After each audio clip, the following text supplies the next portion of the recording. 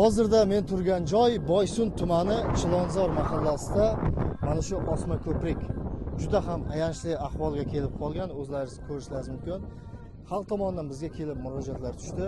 Biz shu bahonasida kelib sizlarga yetkazib beryapmiz.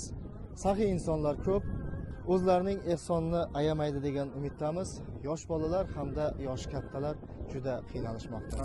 Bundan 15 yillar ilgari mana shu ko'prikni Saxovat Besha hoji boboamizning yordami bilan qurilgan mana shu ko'prik.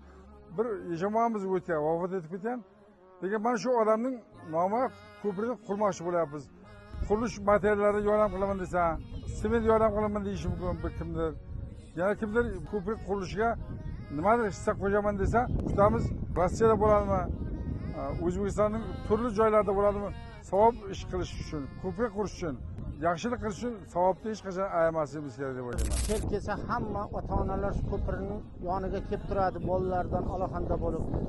Uni O'zbekiston xalqi sizlardan iltimos, bizga shu ko'prik qurishimizga bir moddiy yordam berishlaringizni so'raymiz. Bizlar bozorlik qilishimiz, bir joyga yurishimiz, birga mehmon kelishi juda qiyin.